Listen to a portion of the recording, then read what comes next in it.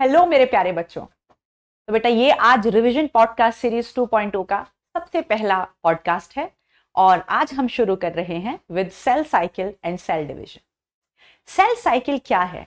ये वो सीक्वेंस है इवेंट्स की जिसमें सबसे पहले एक सेल ग्रो करता है साइज में, फिर अपने जीनोम को यानी कि अपने डीएनए को दुगना करता है और जितना भी उसके अंदर माल मसाला होता है यानी कि उसकी सेल ऑर्गेनेलीज सबको दुगना करता है और फिर डॉटर सेल में डिवाइड कर जाता है। यानी कि एनसीईआरटी की लाइंस में the sequence of events in which a cell grow, duplicates its genome, duplicates its cell organelles and ultimately gets divided into two daughter cells is called as the cell cycle. Cell cycle का time हर एक organism में different different होता है। जैसे generally eukaryotic cell में 24 hours होता है, ईस्ट में 90 मिनट्स होता है और एक बैक्टीरियल सेल में 20 मिनट्स होता है। सेल साइकिल को हम बेसिकली दो फेजेस में बांटकर पढ़ते हैं। एक होती है इंटरफेज और एक होती है माइटोटिक फेज। इंटरफेज वो फेज होती है जहां पर सेल अपने आप को डिवीजन के लिए तैयार करता है और माइटोटिक फेज में एक्चुअली सेल में पहले कैरियोकाइनेसिस होता है और फिर साइटोकाइनेसिस होता है। यानी कि हम कहेंगे सेल साइकिल का मतलब इंटरफेज है, फिर उसके बाद एम फेज में पहले होगा कैरियोकाइनेसिस यानी कि न्यूक्लियस का डिवीजन और फिर होगा साइटोकाइनेसिस यानी कि साइटोप्लाज्म का डिवीजन और फिर अल्टीमेटली हमें मिलेंगे दो डॉटर सेल्स। तो सबसे पहले बात करते हैं इंटरफेज की। इंटरफेज सबसे लार्जेस्ट फेज है पूरी सेल साइकिल की। ये 95% टाइम को कवर करती है। सेल साइकिल के 95% टाइम को कवर करती है जिसमें सेल खुद को तैयार करता है डिवीजन के लिए। और इंटरफेज को हम टोटल 3 भागों में बांटकर पढ़ते हैं, G1 फेज, S फेज और G2 फेज। G1 फेज को हम कहते हैं गैप 1 फेज या फिर पोस्ट माइटोटिक फेज क्योंकि ये M फेज के तुरंत बाद होती है। G1 फेज के की इवेंट्स क्या क्या हैं? G1 फेज पूरी इंटरफेज की और पूरी सेल साइकिल की सबसे बड़ी फेज होती है जिसमें सबसे ज्यादा तैयारी सेल करता है डिवीजन के लिए। सेल का जो साइज है वो G1 फेज में मैक्सिमली ग्रो कर जाता है। यानी कि सबसे पहला इवेंट हो रहा है यहां सेल के साइज का ग्रो करना यानी कि उसके प्रोटोप्लाज्म का साइटोप्लाज्म का इंक्रीमेंट होना। अधिकतर सेल ऑर्गेनेलीज G1 फेज में दुगनी हो जाती हैं। यहां आरएनए बनता है, प्रोटीन्स बनते हैं, न्यूक्लियोटाइड्स बनते हैं, अमीनो एसिड्स बनते हैं और एटीपीज बनते हैं। जो कुछ सेल को डिवाइड करने के लिए चाहिए अधिकतर चीजें G1 फेज में बना दी जाती हैं। यानी कि यहां पर काफी सारी चीजें हो जाती हैं। फिर सेल एंटर करता है एस फेज में। एक बार मैं फिर से दोहरा रही हूं, G1 फेज में क्या क्या होता है? Most of the cell organelles duplicate, RNA synthesis, protein synthesis, amino acid synthesis, ATP synthesis, nucleotide synthesis. फिर इसके बाद चलते हैं एस फेज पे जिसको हम कहते हैं सिंथेटिक फेज। यहां पर 3 मेजर काम होते हैं। सबसे पहला होता है डीएनए डुप्लीकेशन या डीएनए रेप्लिकेशन। दूसरा काम होता है हिस्टोन प्रोटीन सिंथेसिस। अधिकतर प्रोटीन G1 फेज में बना दिए जाते हैं लेकिन जो हिस्टोन प्रोटीन होते हैं, ऐसे प्रोटीन जो डीएनए की पैकेजिंग में काम आते हैं, वो बनाए जाते हैं एस फेज में। और अगर मैं एक एनिमल सेल की बात करूं तो एनिमल सेल में साइटोप्लाज्म में जो सेंट्रियोल होता है वो दुगने होते हैं। प्लांट्स में तो हम सेंट्रियोल की बात करते ही नहीं हैं। तो एनिमल सेल में साइटोप्लाज्म में जो सेंट्रियोल प्रेजेंट है या सेंट्रोजोम जिन्हें हम कहते हैं वो दुगने हो जाते हैं। तो एस फेज में आपको ये 3 बातें ध्यान रखनी है, DNA duplication, histone protein synthesis और तीसरा centriole duplication in the cytoplasm. चलिए अब बात करते हैं डीएनए डुप्लीकेशन की। इसके लिए आपको कुछ इमेजिन करना पड़ेगा। अगर मैं एक ह्यूमन सेल पर जाऊं और ह्यूमन सेल के न्यूक्लियस के अंदर में धीरे धीरे ट्रैवल कर रही हूं तो वहां पर मुझे क्रोमोसोम्स दिखाई दे रहे हैं। कितने क्रोमोसोम्स दिखाई दे रहे हैं? अगर मैं डिप्लॉइड सेल ले रही हूं तो 46 क्रोमोसोम्स दिखाई दे रहे हैं। और वो सारे के सारे, इमेजिन करते जाओ, वो सारे के सारे 46 क्रोमोसोम्स अपने सिंगल क्रोमैटिड में हैं। सिंगल ऐसे सारे 46 क्रोमोसोम के पास सिंगल क्रोमैटिड है, मतलब ऐसा समझो सबके पास एक एक बाजू है। लेकिन अब यहां पर क्या होगा, ये जितने भी 46 क्रोमोसोम्स हैं जिनमें अभी सिंगल सिंगल क्रोमैटिड हैं, अभी इन सारे के सारे 46 क्रोमोसोम्स में डबल क्रोमैटिड्स हो जाएंगे। ये जितने भी 46 क्रोमोसोम्स हैं ये क्या हैं? ये सारे डीएनए के धागे हैं। एक क्रोमोसोम डीएनए का एक छोटा सा धागा है, ठीक है? तो ये 46 क्रोमोसोम डबल स्ट्रैंडेड डीएनए ही तो है। अगर आप एक सिंगल क्रोमोसोम को उधेड़ कर देखो तो उसमें से क्या निकलेगा? एक डबल स्ट्रैंडेड डीएनए का छोटा सा पोर्शन, धागा, राइट? तो होता क्या है बेटा, अब एस फेज में क्या होगा कि जो ये क्रोमोसोम है, राइट, ये अभी ढीले ढीले पड़े रहे हैं सेल में, सब ढीले पड़े हुए हैं, ये टाइटली कंडेंस नहीं है, और इनके अंदर जो डीएनए है वो खुद को दुगना करेगा। और जब डीएनए खुद को दुगना करेगा तो जितने भी 46 क्रोमोसोम्स हैं वो अपनी दो दो क्रोमैटिड वाली फॉर्म में आ जाएंगे। यानी कि पहले क्रोमोसोम ऐसा दिख रहा था और अब क्रोमोसोम दो बाजू वाला, दो क्रोमैटिड वाला दिखाई देगा। तो इमेजिन करो, पहले जितने भी 46 क्रोमोसोम्स थे उनके पास केवल एक एक बाजू थी, लेकिन अब उनके पास दो दो बाजू हैं। क्यों? क्योंकि हर एक क्रोमोसोम के अंदर जो डीएनए है उसने खुद को दुगना कर लिया है। तो अब सारे के सारे 46 क्रोमोसोम्स डबल क्रोमैटिड फॉर्म में हैं। यानी कि अब जैसे ही एस फेज खत्म हो जाएगी, हर एक क्रोमोसोम के पास दो दो क्रोमैटिड्स होंगे, और उन दोनों क्रोमैटिड्स को जोड़कर रखने वाला कौन होता है? सेंट्रोमियर। और सेंट्रोमियर के चारों तरफ एक प्रोटीन की डिस्क होती है जिसे हम काइनेटोकोर कहते हैं। तो यानी कि जब एस फेज खत्म हो जाएगी तो नंबर ऑफ क्रोमोसोम्स सेम रहेंगे। एस फेज से पहले भी मैं कह रही थी कि सेल में 46 क्रोमोसोम हैं, और एस फेज के बाद भी मैं कहूंगी कि सेल में 46 ही क्रोमोसोम्स हैं। लेकिन फर्क ये है कि पहले 46 क्रोमोसोम्स सिंगल सिंगल क्रोमैटिड वाले थे, लेकिन एस फेज के बाद क्रोमोसोम्स डबल डबल क्रोमैटिड वाले होंगे। माने कि नंबर ऑफ क्रोमोसोम्स तो सेम रहते हैं लेकिन डीएनए की मात्रा दुगनी हो जाती है। अगर एस फेज से पहले डीएनए की मात्रा 2C है तो एस फेज के बाद डीएनए की मात्रा 4C हो जाती है, लेकिन नंबर ऑफ क्रोमोसोम्स सेम रहते हैं। फिर एस फेज के बाद आता है G2 फेज, जिसे हम गैप 2 या फिर प्री माइटोटिक फेज भी कहते हैं। G2 फेज में सबसे पहला जो आपको इंपॉर्टेंट बात ध्यान रखनी है, 3 ऐसी सेल ऑर्गेनेली हैं जो G2 फेज में दुगनी होती हैं: chloroplast, mitochondria and Golgi apparatus. ये 3 सेल ऑर्गेनेली G2 फेज में दुगनी होती हैं। बाकी जितनी भी सेल ऑर्गेनेलीज हैं वो G1 फेज में दुगनी होती हैं। यहां पर आरएनए और प्रोटीन का सिंथेसिस वापस से चल पड़ता है, यानी कि रिज्यूम हो जाता है।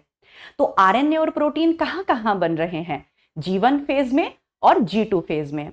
बीच में जो हमारी एस फेज आई थी वहां पर आरएनए और प्रोटीन का सिंथेसिस रुक जाता है क्योंकि वहां पे डीएनए बनना होता है।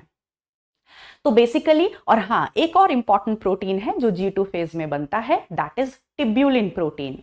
तो क्या याद रखना है? G2 फेज में 4 मेन काम हो रहे हैं। पहला, क्लोरोप्लास्ट, माइटोकॉन्ड्रिया, गोल्जी अपैरेटस दुगने हो रहे हैं। दूसरा, टिब्यूलिन प्रोटीन बनाया जा रहा है।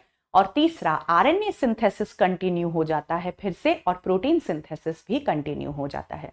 तो यहां पर आकर हमारी इंटरफेज हो जाती है खत्म, जहां पे सेल ने खुद को तैयार कर लिया है, उसका साइटोप्लाज्म, प्रोटोप्लाज्म की मात्रा बढ़ गई है, उसमें ATPs, DNA, RNA, nucleotides, amino acids, proteins, tubulin protein, histone protein, centriole duplication, cell organelle duplication, सब कुछ खत्म हो गया है। यानी कि अब सेल ने खुद को तैयार कर लिया है। लेकिन यहां पर एक और फेज हमें देखने को मिलती है जिसे हम बोलते हैं G0 फेज और द क्विसेंट फेज। कभी कभी क्या होता है, ये जो पूरी सेल साइकिल की हम बात कर रहे हैं, इस सेल साइकिल को करवाने वाले कुछ स्पेशल प्रोटीन्स होते हैं जिन्हें हम कहते हैं काइनेजेस। और ये काइनेजेस अपने काम के लिए निर्भर होते हैं दूसरे प्रोटीन्स के ऊपर जिन्हें हम कहते हैं साइक्लिन्स। यानी कि सेल साइकिल को करवाने वाले कुछ स्पेशल प्रोटीन्स होते हैं जिन्हें हम कहते हैं साइक्लिन डिपेंडेंट काइनेजेस। जब किसी कारणवश किसी भी वजह से ये साइक्लिन डिपेंडेंट काइनेजेस सेल के अंदर नहीं बनते हैं तो सेल जीवन फेज से आगे नहीं बढ़ता है और वो चले जाता है जी नॉट फेज में। तो जब भी सेल ये तय कर लेता है कि अब उसे आगे डिवीजन में नहीं जाना है और उसे सेल साइकिल को सस्पेंड करना है तो वो जीवन फेज को एग्जिट कर लेता है। यहां पर नीट में क्वेश्चन आया हुआ है जहां पे बहुत कंफ्यूजन होता है कि आंसर क्या होगा। जी नॉट फेज में जब सेल होता है तो वो पूरी की पूरी सेल साइकिल को सस्पेंड करता है। जरूरी नहीं है कि अगर कोई सेल जी नॉट फेज में चला गया है तो वो हमेशा के लिए सेल साइकिल को छोड़कर चला गया है, ये जरूरी नहीं है। एनसीईआरटी कहती है कि अगर जी नॉट फेज से हम किसी सेल को वापस सेल साइकिल में बुलाना चाहें तो हम ये कर सकते हैं। यानी कि अगर कोई सेल जी नॉट फेज में होगा तो वो पूरी सेल साइकिल को तो सस्पेंड करेगा लेकिन जीवन फेज को एग्जिट करेगा। एनसीईआरटी की लाइंस हैं, when a cell is present in G naught phase it exits the G one phase. वो केवल जीवन को छोड़कर जाता है, पूरी सेल साइकिल को सस्पेंड करता है। अब यहां पर एक कंफ्यूजन और बन जाता है कि जब सेल जी नॉट फेज में होता है तो क्या वो मेटाबॉलिकली इनएक्टिव होता है? तो आप कहोगे नहीं, जी नॉट फेज में जब सेल होता है तो वो मेटाबॉलिकली एक्टिव होता है, उसमें अच्छे से मेटाबॉलिज्म चल रहा होता है, बस वो डिवाइड नहीं करता। लेकिन अगर प्लांट को जरूरत पड़ती है तो वो सेल को जी नॉट फेज से वापस बुला सकता है, जैसा कि पेरेन्काइमा के केस में किया जाता है। जब हम सेकेंडरी मेरिस्टेम बनाते हैं, वैस्कुलर कैम्बियम और कॉर्क कैम्बियम बनाते हैं, तो वो किससे बनाते हैं? जब हम पेरेन्काइमा में डी डिफरेंशिएशन कराते हैं, यानी कि पेरेन्काइमा के सेल्स जो जी नॉट फेज में पड़े रहते हैं, जब उनको वापस से सेल साइकिल में बुला लिया जाता है तो वो सेकेंडरी मेरिस्टेम बनाते हैं, जैसे वैस्कुलर कैम्बियम और कॉर्क कैम्बियम। चलिए, अब कुछ सेल्स ऐसे होते हैं जो बहुत कम डिवाइड करते हैं, जैसे एनसीईआरटी में एग्जाम्पल दिया हुआ है हार्ट सेल्स का और न्यूरॉन्स का। कुछ सेल्स बहुत फ्रीक्वेंटली डिवाइड करते हैं, जैसे मेरिस्टेमेटिक सेल्स। फिर एनसीईआरटी कहती है कि अगर हम एनिमल सेल की बात करें तो एनिमल सेल में अक्सर आपको माइटोसिस डिप्लॉयड सोमैटिक सेल में देखने को मिलता है। सोमैटिक सेल्स ऐसे सेल्स होते हैं जो रिप्रोडक्शन में पार्टिसिपेट नहीं करते हैं, यानी कि हमारी बॉडी का हर एक सेल एक्सेप्ट ऐसे सेल को छोड़कर जो रिप्रोडक्शन में जाना है, सारे बॉडी के सेल्स सोमैटिक सेल्स होते हैं। तो एनिमल्स में जो सोमैटिक डिप्लॉयड सेल्स होते हैं उनमें अक्सर माइटोसिस देखने को मिलता है, लेकिन प्लांट्स के केस में माइटोसिस आपको हैप्लॉइड सेल में भी देखने को मिल सकता है और डिप्लॉयड सेल में भी। ये क्वेश्चन डायरेक्ट आता है। एक एक्सेप्शन यहां पर आती है और वो है हमारा ड्रोन्स। हाउस, ये जो हमारी हनी बी होती है, हनी बी में जो मेल्स होते हैं, जो ड्रोन्स होते हैं, उनमें हैप्लॉइड सेल में भी माइटोसिस होता है। तो जनरली एनिमल्स के केस में डिप्लॉयड सोमैटिक सेल में माइटोसिस होता है, लेकिन एक ऐसा एनिमल है ड्रोन जिसमें हैप्लॉइड सेल में भी माइटोसिस हो सकता है। अदरवाइज प्लांट्स में माइटोसिस हैप्लॉइड और डिप्लॉयड दोनों सेल्स में देखने को मिलता है। अब बढ़ते हैं एम फेज की तरफ, यानी कि माइटोटिक फेज की तरफ, जिसको हम दो भागों में बांटते हैं, कैरियोकाइनेसिस एंड साइटोकाइनेसिस। पहले सेल के अंदर न्यूक्लियस डिवाइड करता है और फिर साइटोप्लाज्म डिवाइड करता है। कैरियोकाइनेसिस को भी हम फर्दर 4 भागों में बांटकर पढ़ते हैं, यानी कि जब न्यूक्लियस डिवाइड करेगा तो वो 4 फेजेस में डिवाइड करेगा, प्रोफेज, मेटाफेज, एनाफेज, टीलोफेज। और जब ये चारों फेज खत्म हो जाएंगी तो फिर साइटोकाइनेसिस होता है, माने साइटोप्लाज्म का डिवीजन होता है। सबसे पहले बात करते हैं प्रोफेज की। प्रोफेज सबसे पहली फेज होती है। इंटरफेज में जो हमारे डीएनए के थ्रेड्स होते हैं, हम उन्हें क्रोमैटिन कहते हैं, यानी कि अभी वो ढीले ढीले पड़े हुए हैं। तो प्रोफेज को भी हम 2 भागों में बांटकर पढ़ते हैं, early prophase and let prophase. Early prophase में 2 मेन काम होते हैं। कंडेंसेशन ऑफ क्रोमोसोम्स बिगिंस, मतलब जो क्रोमोसोम्स हैं वो और ज्यादा कंडेंस होने लगते हैं। और दूसरा, अगर हम एनिमल सेल की बात करें तो एनिमल सेल में जो सेंट्रियोल्स हैं, हम जानते हैं कि 2 सेंट्रियोल मिलकर एक सेंट्रोसोम बनाते हैं।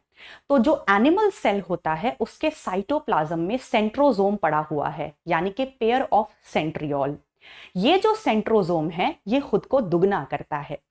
तो अर्ली प्रोफेज में क्रोमोसोम का कंडेंसेशन चालू हो गया है और जो सेंट्रोसोम हैं, जो सेंट्रियोल से बने हैं, वो डुप्लीकेट करते हैं।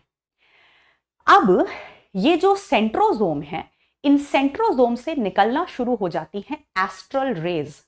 और जब सेंट्रोसोम से एस्ट्रल रे निकलना शुरू हो जाती है तो इस पूरे अपैरेटस को हम बोलते हैं एस्टर। तो एक एनिमल सेल में जब सेंट्रोसोम ने खुद को दुगना कर लिया है तो कितने सेंट्रोसोम हैं अभी सेल के साइटोप्लाज्म में? 2 सेंट्रोसोम। और इमेजिन करो उन दोनों सेंट्रोसोम से कुछ धागे निकलने शुरू हो गए हैं। और जब इस सेंट्रोसोम से छोटे छोटे धागे निकलने शुरू हो जाते हैं जिन्हें हम एस्ट्रल रे कहते हैं, तो मैं इस सेंट्रोसोम को एस्टर कहने लगती हूं। तो अभी साइटोप्लाज्म में कितने एस्टर हैं? 2 एस्टर हैं, क्योंकि 2 सेंट्रोसोम हैं। तो 2 सेंट्रोसोम से जो एस्ट्रल रे निकली तो अब हम उन्हें एस्टर कहेंगे। और साइटोप्लाज्म के अंदर जो ये दोनों एस्टर्स हैं इन्हें हम माइटोटिक अपैरेटस कहते हैं। एनसीईआरटी में साफ साफ मेंशन्ड है, the 2 asters together present in the cytoplasm of animal cell during prophase is called as the mitotic apparatus. अब बात करते हैं लेट प्रोफेज की। लेट प्रोफेज में ये जो दोनों सेंट्रोसोम हैं ये ऑपोजिट पोल्स पर मूव कर चुके होते हैं, यानी कि एक सेंट्रोसोम एक पोल पर पहुंच चुका होता है और दूसरा सेंट्रोसोम दूसरे पोल पर पहुंच चुका होता है, और वहां जाकर इनमें से स्पिंडल फाइबर निकलना शुरू हो जाते हैं। और क्या होता है लेट प्रोफेज में? जो न्यूक्लियर मेम्ब्रेन है वो डिसअपियर हो जाती है, न्यूक्लियस के अंदर जो न्यूक्लियोलस होता है वो डिसअपियर हो जाता है, गोल्जी बॉडी डिसअपियर हो जाती है और एंडोप्लाज्मिक रेटिकुलम डिसअपियर हो जाता है। तो अल्टीमेटली जब प्रोफेज खत्म होगी तो हमें क्या दिखाई देगा? अगर एक एनिमल सेल की बात करूं तो सेंट्रोसोम ऑपोजिट पोल पर होंगे, उनसे स्पिंडल फाइबर बाहर निकल चुके होंगे, उनसे स्पिंडल फाइबर बन चुके होंगे, न्यूक्लियस की मेम्ब्रेन और न्यूक्लियोलस गायब हो चुकी होगी, गोल्जी अपैरेटस और एंडोप्लाज्मिक रेटिकुलम गायब हो चुका होगा और जो क्रोमोसोम्स हैं वो कंडेंस हो रहे हैं। अब हम चलते हैं मेटाफेज पर। मेटाफेज एनसीईआरटी कहती है आप वहां से मानोगे कि मेटाफेज चालू हो गई है जब पूरी तरह न्यूक्लियर मेम्ब्रेन डिसइंटीग्रेट हो जाएगी। So what is the statement of NCERT? The complete disintegration of nuclear envelope marks the beginning of metaphase. जैसे ही न्यूक्लियर मेम्ब्रेन पूरी तरह गायब हो जाती है तो समझ जाओ कि मेटाफेज चालू हो गई है। अब ये जो स्पिंडल फाइबर प्रोफेज में बन गए थे, ये सारे के सारे स्पिंडल फाइबर्स अपने आप को क्रोमोसोम्स के काइनेटोकोर से जोड़ लेते हैं। अभी हमने बताया था कि जितने भी क्रोमोसोम अभी सेल के अंदर प्रेजेंट हैं सब में 2-2 क्रोमैटिड्स हैं और उनको जोड़ने रखने वाला है सेंट्रोमियर, और सेंट्रोमियर के चारों तरफ जो प्रोटीन की डिस्क है वो काइनेटोकोर है। तो जितने भी क्रोमोसोम्स हैं, अगर हम एक ह्यूमन डिप्लॉइड सेल की बात करें तो उसमें 46 क्रोमोसोम्स हैं और वो सारे 46 क्रोमोसोम अभी सेंटर पर अरेंज हो गए हैं। और जो सेंटर पर अरेंज हो जाते हैं इसे हम बोलते हैं इक्वेटर ऑफ द सेल। और स्पिंडल फाइबर्स ऊपर भी बने हुए हैं, ऊपर वाले पोल पर भी, और स्पिंडल फाइबर्स नीचे वाले पोल पर भी बने हुए हैं। तो ऊपर वाले जो स्पिंडल फाइबर्स हैं वो अपने आप को क्रोमोसोम के काइनेटोकोर से जोड़ लेते हैं और नीचे वाले स्पिंडल फाइबर्स भी अपने आप को काइनेटोकोर से के स्पिंडल फाइबर काइनेटोकोर से जोड़ लेता है। माने कि इमेजिन करो बेटा 46 के 46 क्रोमोसोम अभी सेंटर पर लगे हुए हैं लाइन में, और उन सारे 46 क्रोमोसोम के पास 2-2 क्रोमैटिड हैं और एक सिंगल क्रोमोसोम से ऊपर की तरफ से भी स्पिंडल फाइबर जुड़ा हुआ है और नीचे की तरफ से भी स्पिंडल फाइबर जुड़ा हुआ है। यानी कि अगर सेल के अंदर क्रोमोसोम्स 46 हैं तो स्पिंडल फाइबर्स कितने होंगे? 92। यानी कि स्पिंडल फाइबर्स क्रोमोसोम के दुगने होंगे। क्यों? क्योंकि एक क्रोमोसोम से दो स्पिंडल फाइबर जुड़े हुए हैं, एक ऊपर वाले पोल से और एक नीचे वाले पोल से। तो ये जो सारे के सारे क्रोमोसोम्स हैं जो सेंटर पर अरेंज हो गए हैं, इस सेंटर की प्लेट को हम कहते हैं मेटाफेजिक प्लेट, और इस प्रोसेस को हम कहते हैं कॉन्ग्रेशन। कॉन्ग्रेशन कॉन्ग्रेशन का मतलब सारे क्रोमोसोम्स का सेंटर पर अरेंज हो जाना।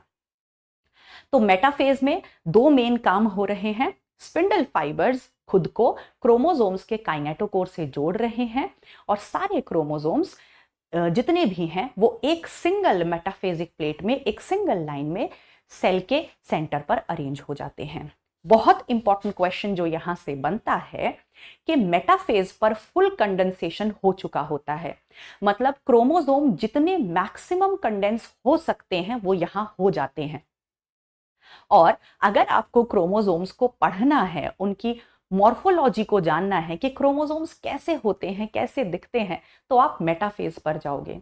तो ये क्वेश्चन बहुत इंपॉर्टेंट है। If you want to study the morphology of chromosome then go to metaphase, because at metaphase the chromosomes are most condensed. फिर हम चलते हैं एनाफेज पर। एनाफेज में जो ये स्पिंडल फाइबर्स हैं ये ऊपर की तरफ डिसइंटीग्रेट होने लगते हैं, जिससे क्रोमोसोम्स पर खिंचाव पैदा होता है। और क्रोमोसोम्स पर खिंचाव पैदा होने के कारण जो एक क्रोमोसोम के पास दो क्रोमैटिड हैं वो अलग हो जाते हैं। अभी हमने आपको बताया कि एक सिंगल क्रोमोसोम से दो स्पिंडल फाइबर जुड़े रहते हैं, तो ऊपर वाला स्पिंडल फाइबर भी जोर लगाता है अपनी तरफ और नीचे वाला स्पिंडल फाइबर जोर लगाता है अपनी तरफ। यानी कि जो क्रोमोसोम को जोड़ने वाला क्रोमोसोम, एक सिंगल क्रोमोसोम की दो बाजुओं को, दो क्रोमैटिड्स को जोड़ने वाला जो सेंट्रोमियर था वो टूट जाता है, और सेंट्रोमियर के टूटने की वजह से एक क्रोमोसोम के दो क्रोमैटिड अलग हो जाते हैं। एक क्रोमोसोम का एक क्रोमैटिड ऊपर की तरफ चला जाता है और एक क्रोमैटिड नीचे की तरफ चला जाता है। तो बेसिकली हम ये कहेंगे एनाफेज में क्या हो रहा है, स्प्लिटिंग ऑफ सेंट्रोमियर। जो क्रोमोसोम को जोड़ने वाला सेंट्रोमियर, क्रोमोसोम की दो क्रोमैटिड्स को जोड़ने वाला सेंट्रोमियर टूट जाता है, जिसकी वजह से होता है सेपरेशन ऑफ क्रोमैटिड्स। एक ही क्रोमोसोम के जो दो क्रोमैटिड्स थे वो अलग हो जाते हैं। तो यही सवाल केवल पूछता है कि स्प्लिटिंग ऑफ सेंट्रोमियर कहाँ होता है, एनाफेज में, और एक ही क्रोमोसोम के दो क्रोमैटिड्स अलग हो जाते हैं। यानी कि 46 क्रोमैटिड्स ऊपर की तरफ और 46 क्रोमैटिड्स नीचे की तरफ। तो एक पोल पर चले गए 46 क्रोमैटिड्स और दूसरे पोल पर चले गए 46 क्रोमैटिड्स, और अब यही क्रोमैटिड्स को हम फ्यूचर डॉटर क्रोमोसोम्स कहेंगे। ये जो 46 क्रोमैटिड ऊपर वाले पोल पर हैं, अब मैं इन्हें फ्यूचर डॉटर क्रोमोसोम्स कहूंगी, क्योंकि यही डॉटर सेल में जाने वाले हैं। तो यानी कि ऊपर वाले पोल पर 46 क्रोमोसोम्स हैं जिनमें एक क्रोमैटिड है, और नीचे वाले पोल पर भी 46 फ्यूचर क्रोमोसोम्स हैं जिनमें एक क्रोमैटिड है। फिर चलते हैं टीलोफेज पर। टीलोफेज पर जैसे ही हम पहुंचेंगे तो यहां पर क्रोमोसोम्स फिर से ढीले पड़ना शुरू हो जाएंगे, यानी कि डीकंडेंसेशन ऑफ क्रोमोसोम्स चालू हो जाएगा। तो जो पहचान है, जो आइडेंटिटी है क्रोमोसोम्स की, वो खोने लगेगी, क्योंकि वो फिर से ढीले पड़ जाएंगे। तो एनसीईआरटी की लाइन है that the identity of chromosomes as discrete unit is lost in telophase। मतलब जो पहचान थी क्रोमोसोम की, अपनी खुद की एक सेपरेट पहचान, वो खोने लगेगी, क्योंकि यहां आकर क्रोमोसोम फिर से डिकंडेंस हो जाते हैं, ढीले पड़ जाते हैं। और क्या होगा, न्यूक्लियर मेम्ब्रेन और न्यूक्लियोलस जो गायब हुआ था वो वापस आ जाएगा। ऊपर की तरफ 46 क्रोमोसोम्स हैं सिंगल क्रोमैटिड वाले, नीचे वाले पोल पर 46 क्रोमैटिड हैं सिंगल 46 क्रोमोसोम्स हैं सिंगल क्रोमैटिड वाले। तो ऊपर की तरफ जो 46 क्रोमोसोम्स हैं उनके चारों तरफ न्यूक्लियर मेम्ब्रेन और न्यूक्लियोलस आ जाएगा। नीचे की तरफ जो 46 क्रोमोसोम्स हैं उनके चारों तरफ भी न्यूक्लियर मेम्ब्रेन और न्यूक्लियोलस आ जाएगा। यानी कि अब एक सेल के अंदर दो न्यूक्लियस हो जाएंगे, और दोनों न्यूक्लियस में 46 क्रोमोसोम्स होंगे। लेकिन कैसे 46 क्रोमोसोम्स, एक एक क्रोमैटिड वाले। और गोल्जी अपैरेटस और एंडोप्लाज्मिक रेटिकुलम जो गायब हुए थे वो भी वापस आ जाएंगे। तो टीलोफेज पर आकर कैरियोकाइनेसिस खत्म हो जाता है। अब इसके बाद चालू होता है साइटोकाइनेसिस यानी कि साइटोप्लाज्म का डिवीजन। प्लांट सेल में अगर आपको साइटोकाइनेसिस करना है तो हम क्या करते हैं, सेल में बीचों बीच जो गोल्जी बॉडी है वो इकट्ठा हो जाती हैं और एक कॉम्प्लेक्स बनाती हैं जिसे हम कहते हैं फ्रैग्मोप्लास्ट। ये फ्रैग्मोप्लास्ट अंदर से बाहर की तरफ एक स्ट्रक्चर बनाता है जिसे हम सेल प्लेट कहते हैं। और अल्टीमेटली ये जो सेल प्लेट होती है ये सेल को दो भागों में बांट देती है। तो सिंपल यही क्वेश्चन आता है कि साइटोकाइनेसिस के दौरान प्लांट सेल में फ्रैग्मोप्लास्ट बनता है जो कि सेल प्लेट को बनाता है और सेल प्लेट सेंट्रीफ्यूगली ग्रो करती है। ध्यान से सुनो बेटा, सेंट्रीफ्यूगली ग्रो करती है यानी कि सेल प्लेट अंदर से बाहर की तरफ ग्रो करती है और सेल को दो भागों में बांट देती है। एनिमल सेल में ऐसा नहीं होता। एनिमल सेल में जो प्लाज्मा मेम्ब्रेन होती है वही अंदर की तरफ धंसती चली जाती है और एक सेल को दो भागों में बांट देती है। यानी कि यहां पर इनवैजिनेशन ऑफ प्लाज्मा मेम्ब्रेन, यानी कि जब प्लाज्मा मेम्ब्रेन अंदर की तरफ धंसेगी तो कैसे ग्रो करेगी, सेंट्रीपीटली, यानी कि बाहर से अंदर की तरफ प्लाज्मा मेम्ब्रेन मूव करती है और सेल को दो भागों में बांट देती है। अब कभी कभी जरूरी नहीं है कि सेल के अंदर कैरियोकाइनेसिस के बाद साइटोकाइनेसिस हो। कभी कभी सेल में केवल न्यूक्लियस डिवाइड करता है, साइटोप्लाज्म डिवाइड नहीं करता है, जिसकी वजह से एक ही सेल के अंदर एक से ज्यादा न्यूक्लियाई हो जाते हैं और इस कंडीशन को हम बोलते हैं सिनसाइटियम। इस कंडीशन को हम बोलते हैं सिनसाइटियम। माइटोसिस का सिग्निफिकेंस क्या है? माइटोसिस की वजह से जो यूनिसेलुलर ऑर्गेनिजम्स होते हैं उनमें रिप्रोडक्शन होता है, जैसे बाइनरी फिजन। माइटोसिस की वजह से ग्रोथ होती है। माइटोसिस की वजह से इंजरी भरती है। माइटोसिस की वजह से जो डॉटर सेल्स होते हैं वो बिल्कुल क्लोन्स बनते हैं। अब चलते हैं मियोसिस पर। अच्छा, माइटोसिस को हम इक्वेशनल डिवीजन कहते हैं, लेकिन मियोसिस हमारा रिडक्शनल डिवीजन होता है। मियोसिस को हम दो भागों में बांटकर पढ़ते हैं, मियोसिस 1 और मियोसिस 2। मियोसिस 1 और मियोसिस 2 के बीच में एक छोटी सी फेज आती है जिसे हम इंट्रामियोटिक इंटरफेज कहते हैं या इंटरकाइनेसिस कहते हैं। इसके बारे में अभी बताएंगे। तो मियोसिस से पहले भी इंटरफेज होती है, जैसे माइटोसिस से पहले इंटरफेज होती है, तो वहां पे सेल पूरा तैयार हो जाता है। फिर वो एंटर करता है एम फेज में। लेकिन यहां पे मियोसिस के केस में जो हमारी एम फेज है उसे भी हमने दो भागों में बांट लिया है, मियोसिस 1 और मियोसिस 2। तो पहले बात करते हैं मियोसिस 1 की। मियोसिस 1 में हम पहले 4 फेजेस पढ़ेंगे, प्रोफेज 1, मेटाफेज 1, एनाफेज 1 और टीलोफेज 1। सबसे पहले बात करते हैं प्रोफेज 1 की। प्रोफेज 1 कॉम्प्लेक्स फेज है जिसको हम टोटल 5 फेजेस में बांटकर पढ़ते हैं। लाओ जरा पानी दे दो। That means leptotene, zygotene, pachytene, diplotene, diakinesis. सबसे पहले आता है लेप्टोटीन। वहां पे आपको कुछ ज्यादा याद नहीं रखना है, बस एक ही लाइन एनसीईआरटी में लिखी है, condensation of chromosomes begins. Leptotene में क्रोमोसोम का कंडेंसेशन चालू हो जाता है। फिर आती है आपकी जाइगोटीन। जाइगोटीन में होती है पेयरिंग। इसको ऐसे समझो, हमारे हर एक सेल में 46 क्रोमोसोम्स हैं, यानी कि 23 पेयर्स हैं, यानी कि क्रोमोसोम्स जोड़ों में पाए जाते हैं। और अगर मैं एक जोड़े की बात करूं, एक पेयर की बात करूं, तो एक पेयर में जो 2 क्रोमोसोम्स होते हैं वो बिल्कुल एक जैसे होते हैं। उनका साइज, उनका स्ट्रक्चर्स और उनके ऊपर जो बैठी जीन्स हैं वो भी एक जैसी होती हैं और इन्हें हम कहते हैं होमोलोगस क्रोमोसोम्स।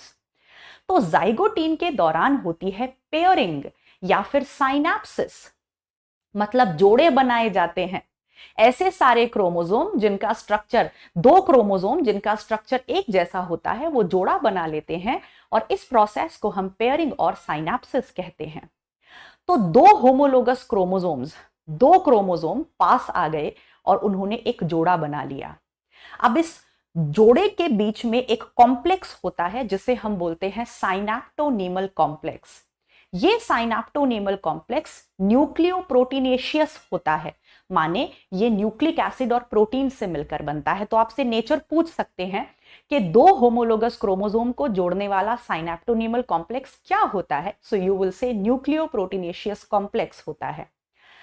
तो अब हम जानते हैं कि ऐसा सेल जिसमें मियोसिस चल रहा है उसमें इंटरफेज हो चुकी है, और हम जानते हैं इंटरफेज के बाद, एस फेज के बाद, एक क्रोमोसोम के पास दो क्रोमैटिड होते हैं। तो अब इमेजिन करो कि आपके पास दो क्रोमोसोम हैं, दो क्रोमोसोम, और हर एक क्रोमोसोम के पास दो क्रोमैटिड हैं, राइट? एक क्रोमोसोम के पास दो क्रोमैटिड हैं और दो क्रोमोसोम्स ने मिलकर जोड़ा बना लिया है, जिनको जोड़ने वाला है साइनैप्टोनीमल कॉम्प्लेक्स। अब अगर मैं total number of chromatid count करूं इस पूरे जोड़े में, तो कितने होंगे? 4 क्रोमैटिड होंगे, है ना? एक क्रोमोसोम में दो क्रोमैटिड हैं, लेकिन दो क्रोमोसोम ने मिलकर जोड़ा बना लिया है, तो अब टोटल इस जोड़े में कितने क्रोमैटिड्स हैं? 4 क्रोमैटिड हैं। तो इसीलिए मैं इसको कहती हूं टेट्राड। और क्योंकि इस टेट्राड में दो क्रोमोसोम हैं, तो मैं इसे कहती हूं बाइवेलेंट। तो यानी कि जाइगोटीन में पेयरिंग और साइनैप्सिस होने के बाद बनता है बाइवेलेंट, जिसे हम कहते हैं टेट्राड। फिर इसके बाद आती है पैकिटीन। पैकिटीन में होती है बहुत इंपॉर्टेंट काम, जिसे हम कहते हैं क्रॉसिंग ओवर या रिकॉम्बिनेशन। यहां पर जो दो होमोलोगस क्रोमोसोम्स हैं उनमें जो नॉन सिस्टर क्रोमैटिड हैं, मतलब एक क्रोमोसोम का एक क्रोमैटिड और दूसरे क्रोमोसोम का एक क्रोमैटिड, वो दोनों आपस में नॉन सिस्टर क्रोमैटिड होते हैं। तो यहां पर जो नॉन सिस्टर क्रोमैटिड होते हैं होमोलोगस क्रोमोसोम के, उनके बीच में आर्म एक्सचेंज होता है, और इस प्रोसेस को हम क्रॉसिंग ओवर और रिकॉम्बिनेशन कहते हैं। इसको करवाने वाला जो मेजर एंजाइम होता है वो होता है रिकॉम्बिनेस एंजाइम। यानी कि जो रिकॉम्बिनेशन हो रहा है वो पैकिटीन पर हो रहा है। दूसरा इंपॉर्टेंट काम जो पैकिटीन पर होता है कि टेट्राड यहां दिखाई देता है। ये बहुत जरूरी क्वेश्चन बनता है। टेट्राड बनता तो जाइगोटीन में है, लेकिन दिखाई देता है माइक्रोस्कोप के नीचे पैकिटीन में। टेट्राड बनता कहां है? जाइगोटीन में, पर दिखाई कहां देता है? पैकिटीन में। चलिए फिर चलते हैं डिप्लोटीन पर। डिप्लोटीन में क्या होता है? डिप्लोटीन में डिसोल्यूशन ऑफ साइनैप्टोनीमल कॉम्प्लेक्स, सीधा क्वेश्चन आता है मैच द कॉलम में। डिप्लोटीन के दौरान होता है डिसोल्यूशन ऑफ साइनैप्टोनीमल कॉम्प्लेक्स, माने दो होमोलोगस क्रोमोसोम्स को जोड़ने वाला जो साइनैप्टोनीमल कॉम्प्लेक्स है वो घुलना शुरू हो जाता है। यानी कि दोनों होमोलोगस क्रोमोसोम आपस में अलग होना शुरू हो जाते हैं, लेकिन अभी भी वो एक पॉइंट पर जुड़े रह जाते हैं, और उस पॉइंट को हम कहते हैं कियाज्मेटा। यानी कि एक जोड़े में जो दो होमोलोगस क्रोमोसोम थे वो काफी हद तक अलग हो चुके हैं, लेकिन वो अभी भी एक पॉइंट पर जुड़े हुए हैं जहां पर क्रॉसिंग ओवर हुई थी, और उसे हम कियाज्मेटा कहते हैं। इसीलिए जो क्रोमोसोम्स हैं वो हमें एक्स शेप के स्ट्रक्चर के दिखाई देते हैं। तो ये सवाल आ जाता है कि कौन सी फेज में जो क्रोमोसोम्स हैं वो एक्स शेप्ड स्ट्रक्चर बनाते हैं? तो आप कहोगे डिप्लोटीन। कभी कभी ऐसा होता है कि ये जो डिप्लोटीन है ये काफी सालों तक या काफी महीनों तक सेल में अरेस्ट हो जाती है, मतलब सेल इसके आगे नहीं बढ़ पाता, और उस सूरत में हम इस रुकी हुई डिप्लोटीन को कहते हैं डिक्टायोटीन। और डिक्टायोटीन देखने को मिलती है oocytes ऑफ मैमल्स। चलिए फिर चलते हैं डायाकाइनेसिस पे। डायाकाइनेसिस पर आते आते क्रोमोसोम का कंडेंसेशन कहां चालू हो गया था? लेप्टोटीन में। लेकिन डायाकाइनेसिस पर आते आते क्रोमोसोम काफी कंडेंस हो जाते हैं, जिसकी वजह से वो पॉइंट जहां पर क्रोमोसोम जुड़े हुए थे कियाज्मेटा, वो ऊपर की तरफ स्लिप ऑफ होने लगता है, वो पॉइंट ऊपर की तरफ खिसकने लगता है, और इसको हम कहते हैं टर्मिनलाइजेशन ऑफ कियाज्मेटा। इसको हम कहते हैं टर्मिनलाइजेशन ऑफ कियाज्मेटा। तो ये सवाल सीधा पूछा जाता है कि कियाज्मेटा ऊपर की तरफ खिसकना कहां चालू होता है? तो आप बोलोगे डायाकाइनेसिस पे। दूसरा इंपॉर्टेंट काम यहां पर होता है nuclear membrane, nucleolus, Golgi body और एंडोप्लाज्मिक रेटिकुलम गायब हो जाते हैं। फिर चालू होती है मेटाफेज 1। मेटाफेज 1 में वही होगा, जो क्रोमोसोम्स हैं पूरी तरह कंडेंस हो चुके होंगे, न्यूक्लियर मेम्ब्रेन डिसअपियर हो चुकी होगी। अब यहां पर भी जो क्रोमोसोम है वो खुद को सेंटर पर अरेंज करेंगे, लेकिन फर्क ये है कि माइटोसिस की मेटाफेज में 46 के 46 क्रोमोसोम एक सिंगल प्लेट में अरेंज होते हैं, लेकिन यहां पर दो मेटाफेजिक प्लेट बनेंगी। जो हमारा जोड़ा था, होमोलोगस क्रोमोसोम का जोड़ा था, वो अभी भी टिप से जुड़ा हुआ है, सिर्फ टिप से हल्का सा जुड़ा हुआ है।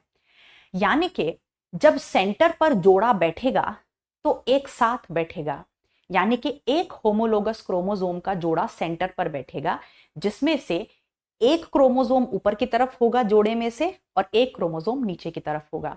तो इस तरह 23 के 23 जोड़े सेंटर पर बैठ जाएंगे।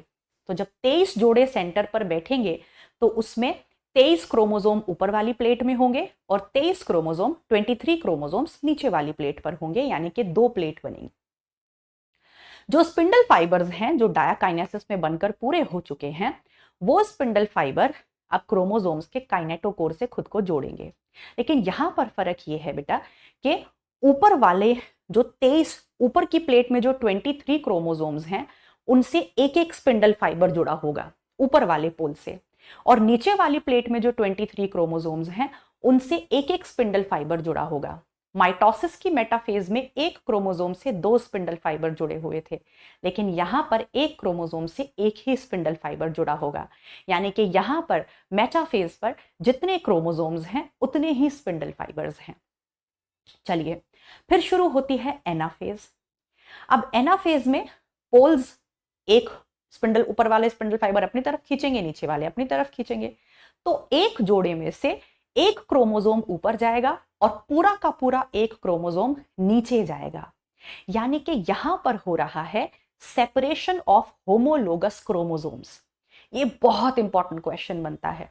माइटोसिस में एक क्रोमोसोम के, एक सिंगल क्रोमोसोम के दो क्रोमैटिड अलग हो रहे थे, यानी कि माइटोसिस की एनाफेज में सेंट्रोमियर टूट रहा था, जिसकी वजह से separation of chromatid of a single chromosome हो रहा था।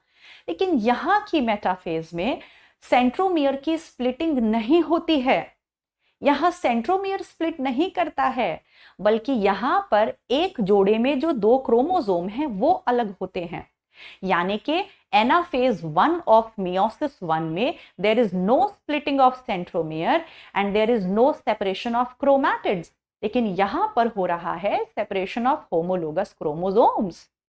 तो एक यानी कि 23 क्रोमोसोम ऊपर चले जाएंगे और 23 क्रोमोसोम नीचे आ जाएंगे, लेकिन 23 क्रोमोसोम्स में ऊपर वाले 23 क्रोमोसोम्स जो होंगे, हर एक क्रोमोसोम में दो क्रोमैटिड होंगे। माइटोसिस की एनाफेज में ऊपर जो 46 क्रोमोसोम्स गए थे, हर एक क्रोमोसोम में एक क्रोमैटिड था, पर यहां पर आधे क्रोमोसोम्स जाएंगे, 23 क्रोमोसोम्स ऊपर 23 क्रोमोसोम्स नीचे, लेकिन हर एक क्रोमोसोम में अभी भी दो क्रोमैटिड हैं।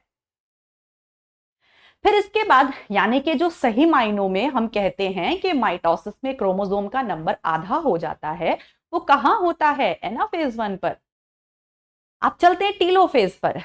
टीलोफेज में फिर वही होगा, जो क्रोमोसोम्स हैं उनमें डीकंडेंसेशन चालू हो जाएगा, वो ढीले होने लगेंगे, लेकिन वो इतने ढीले नहीं होंगे जितने ढीले माइटोसिस की टीलोफेज में हो जाते थे, क्योंकि अभी इसको मियोसिस 2 में भी जाना है और nuclear membrane, nucleolus, Golgi body ये सब वापस आ जाते हैं। चलिए, अब टीलोफेज 1 खत्म होने के बाद एक सिंगल सेल के अंदर दो न्यूक्लियाई हो जाते हैं और दोनों न्यूक्लियाई में 23 क्रोमोसोम्स हैं, लेकिन वो क्रोमोसोम्स में दो दो क्रोमैटिड हैं। फर्क समझ में आ रहा है बेटा? ऊपर वाले न्यूक्लियस में 23 क्रोमोसोम्स और नीचे वाले न्यूक्लियस में भी 23 क्रोमोसोम्स, लेकिन दो दो क्रोमैटिड वाले।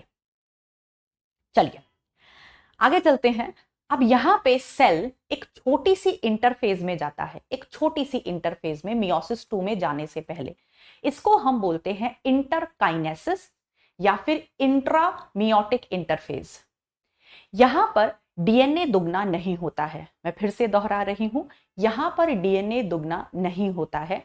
यहां पर आरएनए बनते हैं, प्रोटीन्स बनते हैं, सेंट्रियोल दुगना होता है, लेकिन डीएनए नहीं बनता है। अब चालू हो जाएगी मियोसिस 2। मियोसिस 2 बिल्कुल माइटोसिस जैसी है, बिल्कुल सेम। इसीलिए मियोसिस 2 को हम कहते हैं वो इक्वेशनल ही होती है नेचर में, बिल्कुल वही सब कुछ होगा। अभी हमारे पास सपोज साइटोकाइनेसिस हो गया है, मियोसिस, अच्छा एक बात और ध्यान से सुनो, जैसे ही मियोसिस 1 पूरा होता है तो मियोसिस 1 के तुरंत बाद साइटोकाइनेसिस हो भी सकता है, नहीं भी हो सकता। यानी कि एक ऐसा सेल जिसके अंदर 2 न्यूक्लियाई हैं वो सीधा मियोसिस 2 में भी जा सकता है, या फिर वो सेल पहले 2 सेल में डिवाइड होगा तब मियोसिस 2 में जाएगा। चलिए, अब प्रोफेज 1 बिल्कुल वही, प्रोफेज 2 बिल्कुल माइटोसिस के जैसी होगी, जैसी माइटोसिस की प्रोफेज थी ऐसे ही मियोसिस 2 की प्रोफेज 2 है। यहां पर सब कुछ वही होगा, स्पिंडल फाइबर्स बना दिए जाएंगे, nuclear membrane, nucleolus, Golgi body, mitochondria सब डिसअपियर हो जाएंगे, राइट। तो ऐसा समझो कि मियोसिस 1 के बाद साइटोकाइनेसिस हो गया और 2 सेल बन गए। अब वो जो 2 सेल बने हैं, दोनों सेल के न्यूक्लियाई में 23 क्रोमोसोम्स हैं, लेकिन 2 क्रोमैटिड वाले। अब इन दोनों सेल्स में आगे प्रोफेज 2 होगी, और ये प्रोफेज 2 बिल्कुल माइटोसिस के प्रोफेज जैसी होगी। फिर मेटाफेज होगी, बिल्कुल माइटोसिस के मेटाफेज जैसी। सेंटर पर एक मेटाफेजिक प्लेट बनेगी और दोनों तरफ से स्पिंडल फाइबर्स जुड़ जाएंगे। फिर एनाफेज होगी, बिल्कुल माइटोसिस जैसी। जो सेंट्रोमियर है वो टूटेगा और क्रोमैटिड्स का सेपरेशन हो जाएगा, यानी कि एनाफेज 2 पर सेपरेशन ऑफ क्रोमैटिड होता है। फिर टीलोफेज, वापस से न्यूक्लियर मेम्ब्रेन, न्यूक्लियोलस आ जाएगा, और फिर अल्टीमेटली दोबारा से साइटोकाइनेसिस हो जाएगा। तो 2 सेल से कितने सेल बन जाएंगे? 4 सेल बन जाएंगे। तो टोटल जैसे ही मियोसिस 2 खत्म होगा और उसका साइटोकाइनेसिस खत्म होगा, हमें टोटल कितने सेल मिलेंगे? 4 सेल मिलेंगे, और चारों के चारों सेल्स में 23 क्रोमोसोम्स होंगे अल्टीमेटली। लेकिन अब कैसे क्रोमोसोम होंगे उन चारों डॉटर सेल में? सिंगल क्रोमैटिड वाले, क्योंकि हमने एनाफेज 2 पर क्या किया है? हमने एनाफेज 2 पर एक क्रोमोसोम के 2 क्रोमैटिड को अलग कर दिया है। तो अब अल्टीमेटली जो हमें 4 डॉटर सेल्स मिलेंगे, ये 4 डॉटर सेल्स में half the number of chromosomes होंगे जितने पेरेंट सेल में थे। कितने? सब में 23। और अब ये क्रोमोसोम सारे कैसे हैं? सिंगल क्रोमैटिड वाले। और डीएनए कंटेंट भी कितना होगा? आधा होगा पेरेंट सेल का। तो अगर पेरेंट सेल में 46 क्रोमोसोम्स थे और उनमें डीएनए कंटेंट कितना था? डीएनए कंटेंट 2x था। तो जो अब 4 डॉटर सेल्स बनेंगे उन सब में 23 क्रोमोसोम्स होंगे और डीएनए कंटेंट XXXX होगा। ओके, मियोसिस का सिग्निफिकेंस ये है कि अगर मियोसिस ना होता तो मेंटेनेंस ऑफ क्रोमोसोम्स ना हो पाता स्पीशीज में। मतलब मेरे अंदर अगर 46 क्रोमोसोम्स हैं तो मेरी बेटी के अंदर भी 46 क्रोमोसोम्स हैं। अगर माइटोसिस हुआ करता तो जो गैमीट्स हैं वो डिप्लॉयड हुआ करते और वो दोनों फ्यूज होके एक टेट्राप्लॉइड ऑर्गेनिज्म बनाते। तो स्पीशीज में जो क्रोमोसोम का नंबर मेंटेन रहता है कि मेरी बेटी में भी 46 होंगे, उसके बच्चों में भी 46 क्रोमोसोम्स होंगे, ये मियोसिस की वजह से होता है।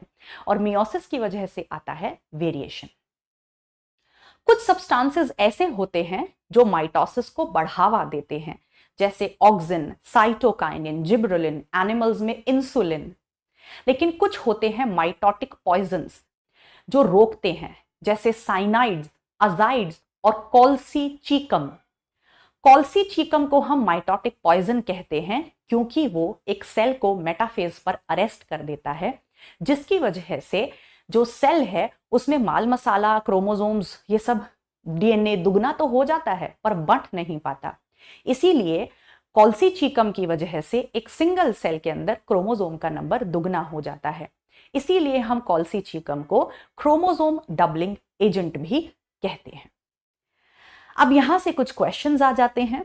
अगर आपको यह बताना है, आपको सपोज दिया है कि आपको एक सेल से, एक सिंगल सेल से 16 सेल बनाने हैं, 16 सेल्स बनाने हैं नए माइटोसिस से, तो बताओ आपको कितने नंबर ऑफ माइटोसिस लगेंगे? तो यहाँ पे फॉर्मूला सिंपल होता है x-1। जहां पर x है आपको कितने सेल बनाने हैं। तो अगर आपको एक सेल से 16 सेल बनाने हैं तो कितने माइटोसिस आपको चाहिए होंगे? 16 - 1 15। फिर यहां से एक क्वेश्चन आता है कि अगर आपको सपोज 100 बीज बनाने हैं, बीज, तो 100 बीज बनाने के लिए कितने मियोसिस करवाओगे? तो इसका फॉर्मूला होता है x प्लस एक्स बाय 4, यानी कि 100 प्लस 100/4, तो कितना आ जाएगा? 125 मियोसिस।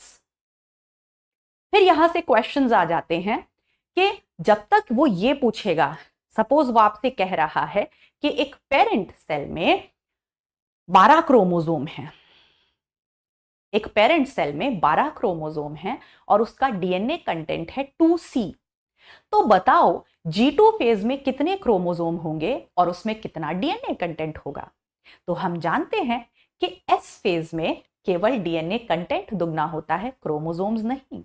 तो G2 फेज में क्रोमोसोम 12 ही रहेंगे, लेकिन डीएनए कंटेंट हो जाएगा 4C।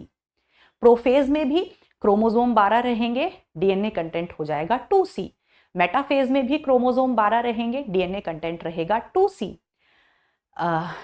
2C तो मैंने वो बताया था ना, 2C तो इनिशियल बताया था, सॉरी।